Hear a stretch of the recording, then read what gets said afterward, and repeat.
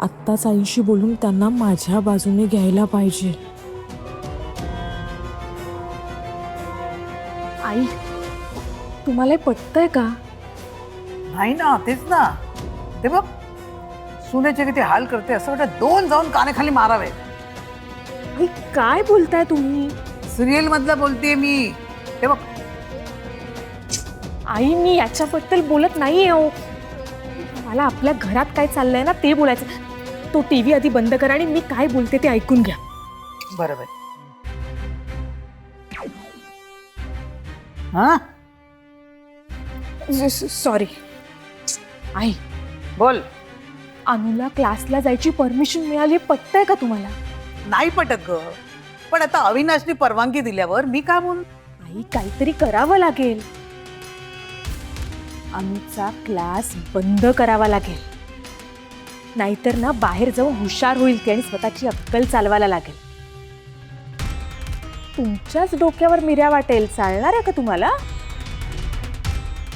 आई, अनु, तू कुठेही जायचं नाहीस.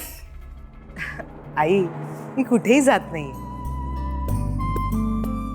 ऐका ना, मी तुम्हाला हे सांगायला आले की या सगळ्या गडबडीत आपण विसरूनच गेलो की आज होलिका पूजन आहे. अगं बाई, बरं झालं बाई तू आठवण करून दिलीस. माझ्या तर लक्षातच नव्हतं. आणि सीमा इथं काही कामाची नाही.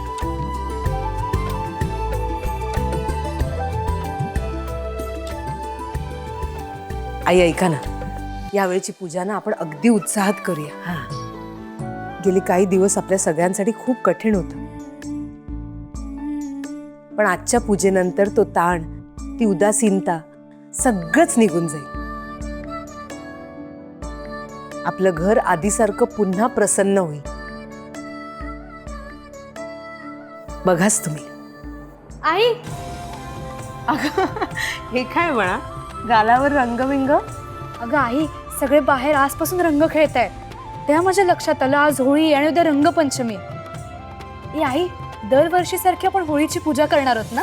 अगदी करणार आहोत. आता मी आणि आजी ह्याच विषयी बोलत होतो. पिहू, या वर्षीची पूजा अगदी उत्साहात करायची आहे आपल्याला. काय उत्साहात करायचंय? काय चांगलं घडलंय आपल्या घरात? या ऍक्सिडेंटमुळे ना सगळ्यात जास्त नुकसानच झालंय आपलं. सीमा, तू एक शब्द बोलू नकोस.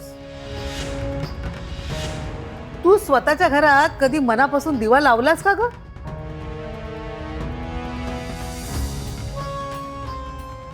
हा, बोल ना. अनु पूजेचं करते ना, मग तिला करू दे ना. तू कशाला खोडा घालतेस? आई, उत्साह सगळा हिचा, कल्पना हिची, पण राबावा आपल्याला लागेल. हो ना, तसं काय तू नेहमीच आईला मदत करतेस. पिहू, वहिनी सॉरी. पिहू, काकूशी असं बोलू नकोस. वहिनी जाऊ दे ना, लहान आहे ती. तुम्ही समजून घ्या ना.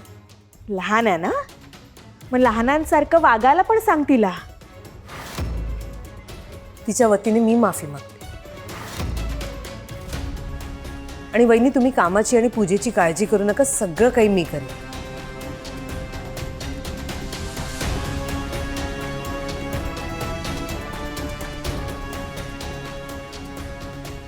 तीच माझा अक्कल नाही कोण.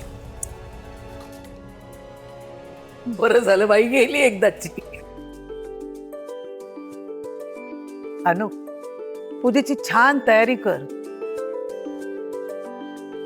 तू म्हणतेस तसं पूर्वीसारखं छान प्रसन्न वातावरण झालं पाहिजे आपल्या घरचं.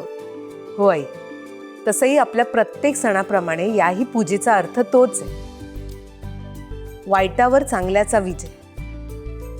होय, याचा अर्थ असा असतो? हो. मला हे माहितीच नव्हतं. खरंच? बरं ऐक, होलिका पूजन हे फाल्गुन पौर्णिमेला होळीच्या रात्री केलं जाणारं पूजन आहे. भद्रकाळ सोडून शुभमुहूर्तावर ही पूजा केली जाते.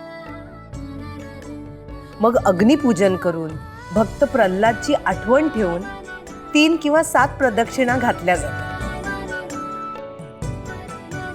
या पूजेमुळे सुखशांती, समृद्धी ही सगळी घराला लाभते आणि ना आपल्या आजूबाजूला असलेल्या नेगेटिव्ह गोष्टी ना या सगळ्या निघून जातात.